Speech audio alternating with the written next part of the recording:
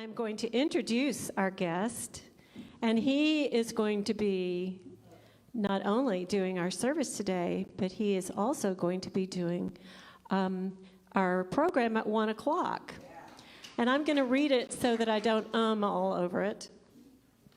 Our guest speaker and musician this morning is Greg Tamblyn, NCW, no credentials, whatever. Greg Tamblyn combines a lifetime of interest in consciousness and wellness with an irreverent sense of humor. His songs and stories range from deeply spiritual to seriously funny, including Self-Employment Made Harder by Difficult Boss, and Jesus Was a Bachelor. Many of Greg's songs have won awards, including a recent Lifetime Achievement Award at the Empower Music Awards, the Grammys of positive music.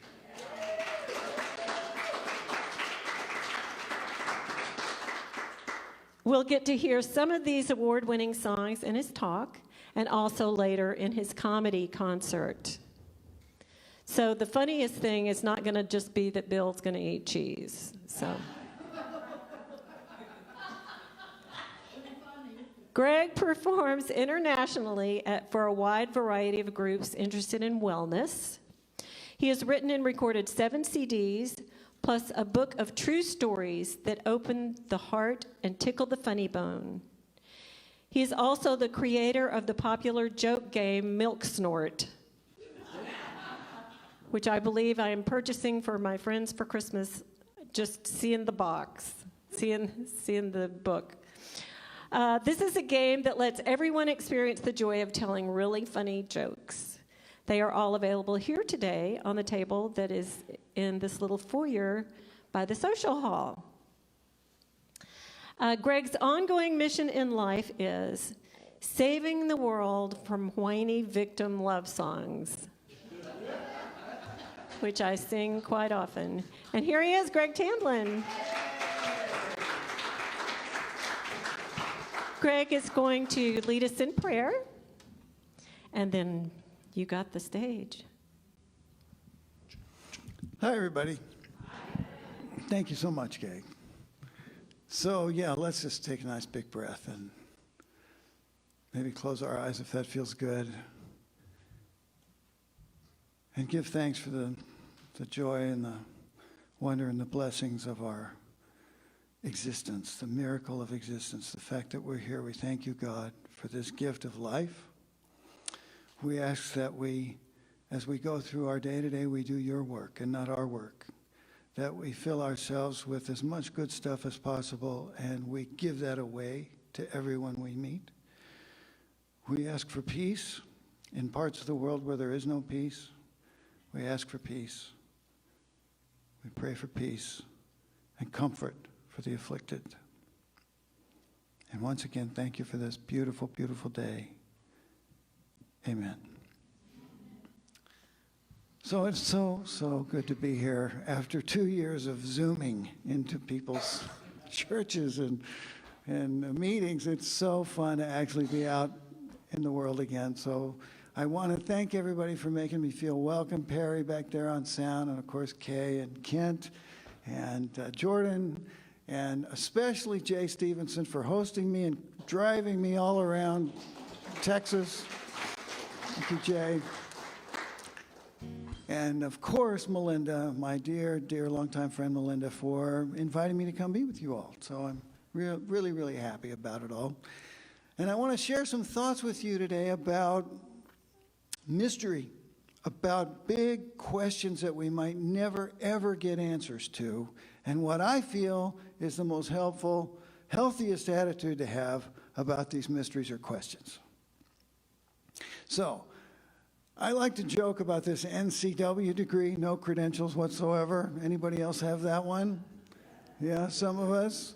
But the truth is, I actually escaped from college with a real degree, a BS. In a BS, that's true, in geology. Yeah, wanted to be a rock star.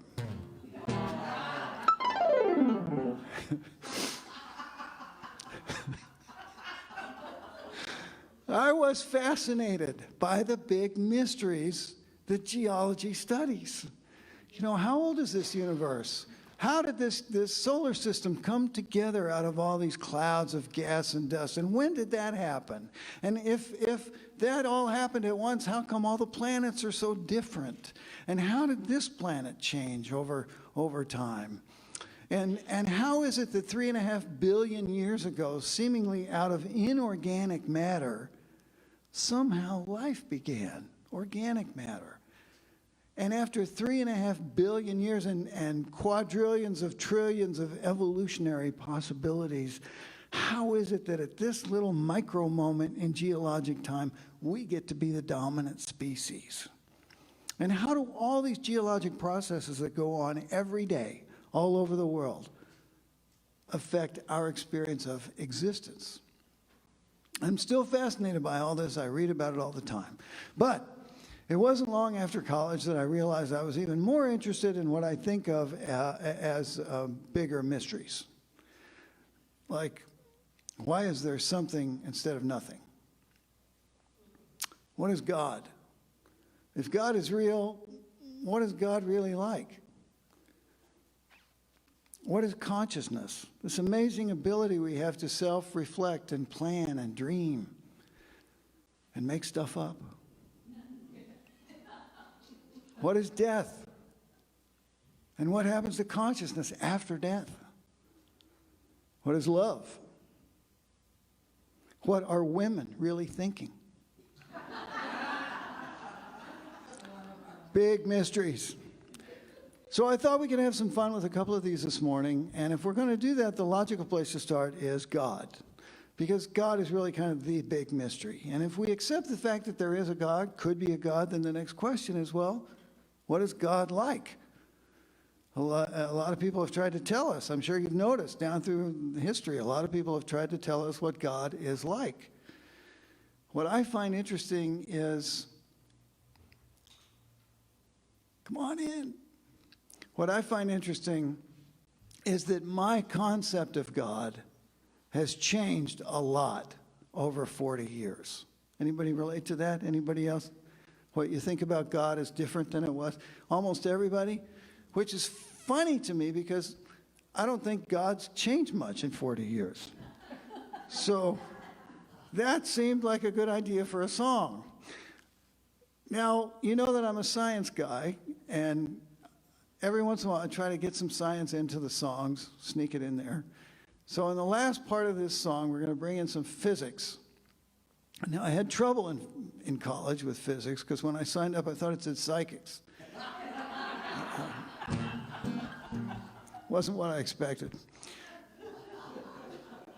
There's a new theory in physics you've heard of. It's called string theory.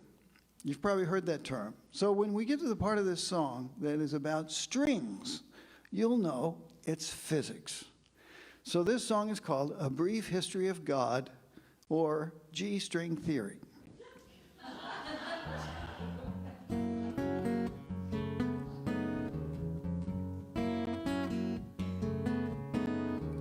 In the beginning, there was lots of competition. Goddesses and gods of every disposition, from merciful to mean, from laid back to hyper, and little baby gods that flew around in diapers. Animals, pranksters, destroyers, creators, flute players, lute players, nymphs and satyrs. So many gods it was hard to keep them sorted. God had multiple personality disorder.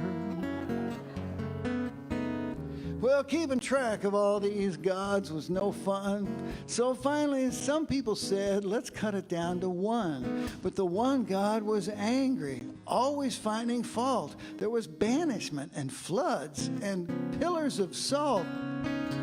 Well, why? Was God traumatized at an early age by standing too close to the Big Bang? Was it nature or nurture or Satan's little goblins? God had anger, management problems. Well, God had other issues that mess with serenity, like this long-term question of sexual identity. The feminine divine or the male autonomous. God was so confused. Am I androgynous?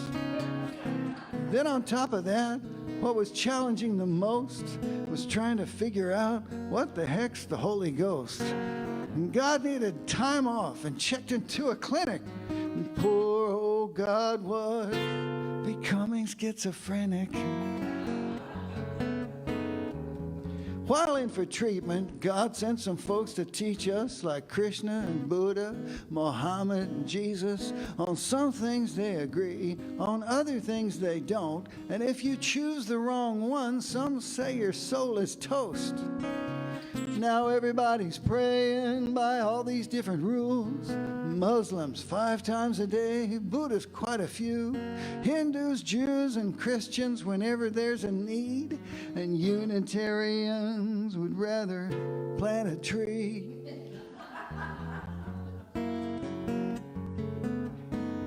Well, God's come a long way from that early dysfunction, and now science has brought us to this beautiful junction. The key to the theory is that every single thing is made up entirely of vibrating strings.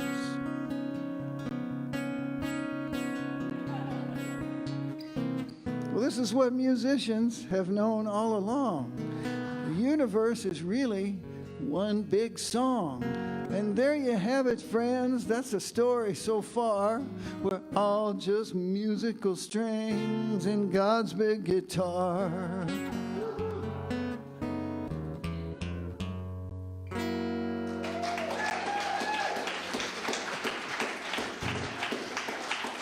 Thank you. All right, thanks. It's a happy thought, isn't it? We're always vibrating. We never stop.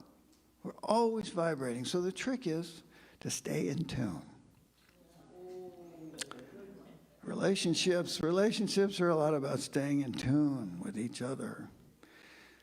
Well, a lot of people have told us that God is love. And we like that answer. We like that answer. What feels better than love? What's more comforting than love? Again, as an observer, it's interesting to me because of the word love. We have this one word love for such a wide range of emotional experiences. You know how the Eskimos, they say the Eskimos have 50-something words for snow, different kinds of snow. We have this one word, love, for all these different kinds of things like we have divine love, earthly love, motherly love, brotherly love, unconditional love, unrequited love, physical love, mystical love, faded love, jaded love, puppy love, love of chocolate chip cookies. And really, the biggest of all, probably, in terms of mystery, is romantic love. You know, I confess it's still puzzling to me, romantic love. Why is it that we have so much chemistry and compassion with one person? Not compassion, chemistry and what's the word I'm looking for? Passion. Well, I wasn't even looking for passion. Chemistry and attraction for one person, and then none whatsoever for someone else who's, equally attractive, equally desirable. There's just no chemistry there. I find that amazing. And how is it that sometimes that love is so strong and so powerful for a certain amount of time, but then maybe disappears? So how about this, love at first sight? Anybody experience love at first sight? Don't be shy. Come on. Anybody believe in it that hasn't experienced it? Okay, so maybe half of us love at first sight. Well, it's happened to me a lot. Usually goes something like this.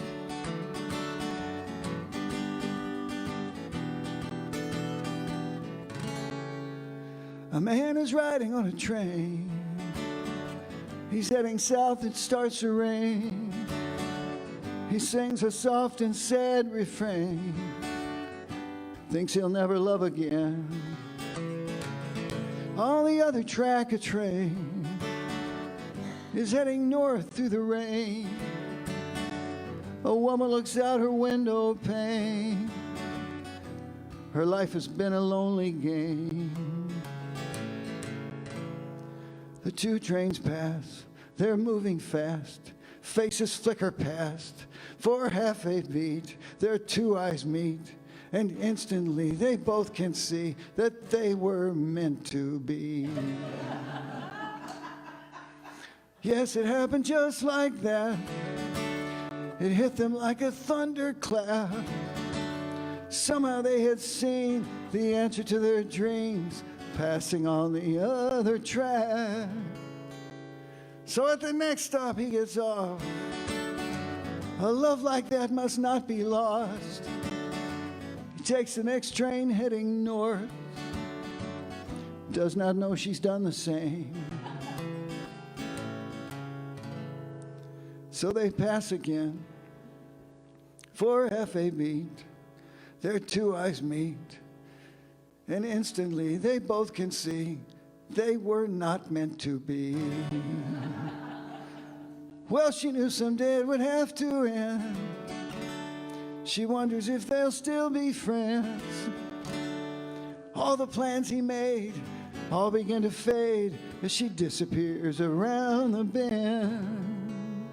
He will never be the same. Deep in his heart she will remain. He looks out through the falling rain. He thinks he'll never love again. I think he's gonna love again. And again and again and again and again.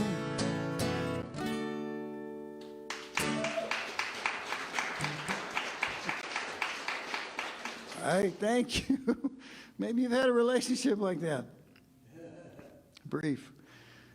So, Linda Berry, the cartoonist, said romantic love is an exploding cigar we willingly smoke. John Bradshaw, you remember John Bradshaw? Said that falling in love is, in reality, a high-octane endocrine hormone cocktail. And he's right. He's right. Science can measure this now. The hormonal changes that occur when we, quote unquote, fall in love are very distinctive, very powerful, very measurable, very big, and so that it really is something that affects us deeply. And we also know that it typically lasts from 6 to 18 months, the hormone cocktail, 6 to 18 months. So that means if the relationship is going to last beyond that period, it has to be based on something other than the hormone cocktail. Something deeper, more profound, maybe even sacred. Right? So I feel like we should at least have 2 words for love. You know, the Greeks had 2 or 3 or maybe 4 different kinds of love words, but they had eros for romantic love. And they had agape for the more divine, brotherly kind of love. And that way, if we had those 2 words, when we wanted to tell somebody we loved them, but we didn't want there to be any confusion about what was going to happen, we could say, I agape you. And there would be no expectations, about what's coming next. Love is a great word, though. It's a word I use with music. I love music. Can't imagine my life without music. I love this guitar. Before I loved this guitar, I loved a different guitar. Yeah, true. Before I had this guitar, I had this very much larger guitar, and it was made out of maple. So it had a very distinctive blonde finish. It was quite striking, and I'd had it for years and years and years, and been, all around the country with it, lots of experiences. So I was very, very fond of that guitar. We grow very attached to our instruments. But as much as I love that guitar, I started having this idea that I wanted a different guitar. I wanted one that finger-picked a little more easily and sounded a little differently and maybe better electronics. Anyway, I wanted a different guitar, and the more I thought about it, the more I wanted it. And the more I wanted it, as time went on, the more I wanted it. And I wasn't doing anything about it. I was just feeling this desire build. But the thing is, I hate shopping for guitars for a couple reasons. One, I'm picky. It's hard for me to find one I like. It takes forever. And secondly, most guitar stores are staffed by what we could call young rock musicians. And I don't mean to knock young rock musicians. I used to be one. But tell me if in your mind these two things go together. Young rock musicians, great customer service. Not always, not always. So I'm putting it off. I'm just putting it off until fate intervenes in the Honolulu airport in the form of this woman I will affectionately call Attila, the gate agent. Now, to this day, I don't know what Attila's deal was, if she was on a power trip or just had a bad lunch or whatever, but she saw me walking up to the gate counter with my guitar over my shoulder in a soft case, what we call a gig bag, because it's nice and light and you can fit it overhead in the plane or you can hang it in the closet. And this is how I've been traveling with this guitar for years and years and years. Anyway, I'm walking up to the gate counter. She sees me. I get about 15 feet away from her, and she looks up, she sees me, and she says, "Hey, that is not going on the plane with you," and turns away. And I thought, what? Well, what? What's that about? That's crazy. And so I kind of went off to the side, and I thought about it, and I thought, you know what? She doesn't understand that I'm a professional musician. She just needs to know that. So I go back up to the counter. I give her a big smile. I said, "Hey, you know what? I'm a professional musician. I have an expensive guitar here, and I got to get to San Francisco for this concert." And she interrupts me, and she says, No, I don't think you heard me. That is not going on the plane with you. And she walks off. So now I'm concerned because, I got to get the guitar on the plane. And I think about it, and I decide she's got to be worried about the load. So I go back up, I give her a big smile. I said, "Hey, you're probably worried about the load. How about this? How about we'll let everybody get on the plane. I'll get on last. We'll see if there's room." Because I knew there'd be room. It was one of those giant planes. She looks at me and she says, "I've already told you twice. That is not going on the plane with you. So you have to decide what you're going to do. Now stop bothering me and, figure it out." And she walks off. So now I'm worried. The plane is boarding. I have to get the guitar on the plane. So I just resort to begging. I go up to her and I just start pleading. I said, "Come on, can we talk to a flight attendant? Could we just see? Can we just give it a shot? There's got to be a way. Can we just try?"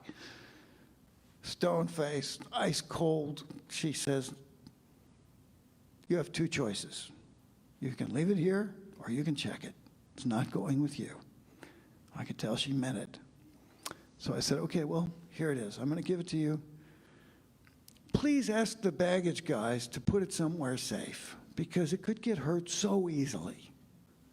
Off she goes without a word, and I get on the plane. It turns out I'm sitting in the bulkhead seat, the front row of coach. And across from me is the jump seat where the flight attendant sits during takeoff. So there's a flight attendant sitting there. We're taking a long time to taxi, so she and I start talking. And I end up telling her the whole story of Attila. And to her credit, she listens to the whole thing, and she's appalled. She can't believe it. So when I finish, she says, "You know what? I just have to apologize for our airline. This is wrong. This should never have happened. We're not all like this. And plus, we try to accommodate musical instruments. We know how expensive they are and how important they are to you. And really, there's plenty of room on the plane. The closets are empty. There's no way this should have happened. It doesn't normally happen. Please accept my apology for our airline and don't hold it against us." And then she got up to go to work. And I felt better. And I thought that was the end of it. But I guess she told all the other flight attendants, because when it was my turn to get off the plane in San Francisco, all 7 of them were lined up there by the door, and I'm walking by them, And they said, wait, here's your guitar. They brought it up. And I said, wow, great. That's so nice. And then I thought, wait a minute. And we unzipped it, and splinters. You know, it was just shattered. It was like the baggage guys thought they were Pete Townsend at the end of a Who concert, you know, just smashing everything. So I felt bad. They felt bad. 3 of them walked me down to baggage service, and they said, look, here's what happened. Here's our employee names and numbers and phone numbers, and we think this guy got a bad deal, and you need to make it right, and we'll vouch for him. And then they left because it was midnight, and they had to go to work the next day. So here I am in the bowels of the San Francisco airport. It's midnight. There's nobody around anywhere except this girl across the counter who looks about 12. And she looks up at me with a sweet face, and she says, I can't help you. I'm only 18. I work here, but I don't really have any authority. If you want to come back at 9 tomorrow morning, the manager will be here, and you can talk to her. But I got to tell you, we have a company policy. It's very firm. We never, ever compensate for musical instruments. We don't do it. You need to know that if you decide to come back. We just don't do it. I could tell there was no point in extending that conversation. So I went to where I was spending the night. And you know when you're really upset, how it can be hard to sleep? My feelings for Attila were not something I could share with you outside of maybe group therapy. And I couldn't sleep. I was so upset. I got up in the morning exhausted from all that anger, from not sleeping. I'm driving out to the airport. I felt horrible. I just felt awful. And finally, I just started praying. I just said, God, you know what? I hate feeling like this. Please just help me be calm, and I'll let everything else go. Whatever happens is fine. I'm letting it go. If you can just please help me be calm. And it worked. By the time I got to the airport, I was calm.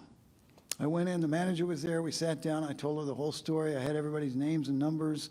She listened to the whole thing, and then she shook her head and just said, wait a minute, and left. And finally, she came back with this other manager, this higher manager, and they both sat down, these 2 ladies, and they looked at me and they said, well, we have a company policy, and we don't compensate for musical instruments. And I said, I know, I heard that. And they said, well, we've talked about it. We think we need to buy you a new guitar. I said, really? And they said, yeah, just find one you like, we'll pay for it. So I got out of there before they could say anything else, and I asked my musician friends in San Francisco, I said, where do I get a new guitar? And they said, really, there's only one place. There's really only one great place, and that's the Haight-Ashbury Music Center. You really need to go there. I said, great. So off I go to Haight-Ashbury. Now, I don't know if any of you have been there lately, but I'm from Kansas. And Haight-Ashbury is like this little corner of the Twilight Zone. You see the past and the present and the future all there together, mixed up. It's on the sidewalk. It's every kind of personal preference you can imagine is right there on the sidewalk. And you see it. It's like a smorgasbord for the senses because you smell it. You know, I'm walking around Haight-Ashbury trying to find this store, getting a little high in the process. And finally, I find the store, and it turns out to be the best guitar store I've ever been in. They have great guitars. They have lots of them. They have fabulous salespeople, and for 2 days, they just bring me guitars and let me play them. Tell me a little bit about them, any questions I have. And then they just leave me alone. They let me play these guitars. And after a day and a half, they brought me this one.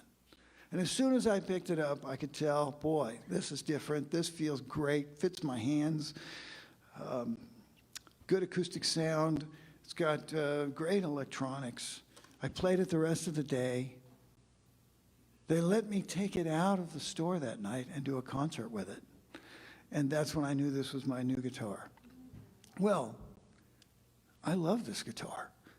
I love it so much that I haven't missed the old one for 10 seconds. It's a way better guitar. It's more fun to play. It's easier to play. It sounds better. It's $600 more expensive than my old guitar, totally paid for by the airline. And the thing is, I owe it all to Attila, the gate agent.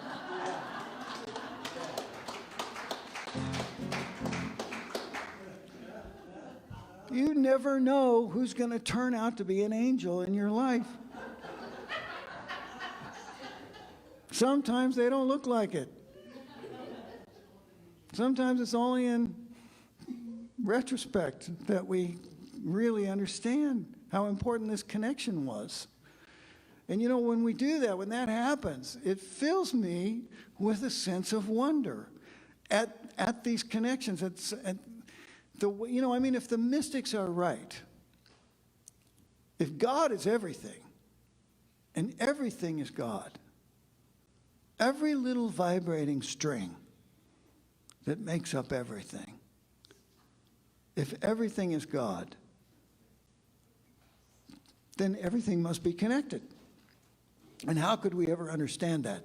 It fills me with a sense of wonder just thinking about it. And wonder is kind of the key word here, because what the best scientists and the best mystics have in common is a sense of wonder at the workings of the universe, a sense of amazement, a sense of awe at the way it all works. And what the best of those have in common, the ones that we remember and revere as our teachers, is a sense of humor. The ability to have fun with it, take it lightly. So a sense of wonder and a sense of humor are the two attitudes that I feel we need to bring, at least I need to bring, to these big mysteries, these unanswerable questions. The ability to experience awe, which Einstein said was important to do every day, and the ability to take it lightly. A sense of humor and a sense of wonder. So that's two places I need to go every day. There's a German theologian named Karl Rahner who said something cool. He said there are two kinds of people in the world: people who need certainty and people who seek understanding. And I would just suggest to you that it's better to be a seeker of understanding for this reason. When you're sure you're right, you're stuck with what you already know. Does that make sense? Yes. When you're sure you're right, you're stuck. Learning stops. Okay, so I think that's all the mysteries we have time for this morning.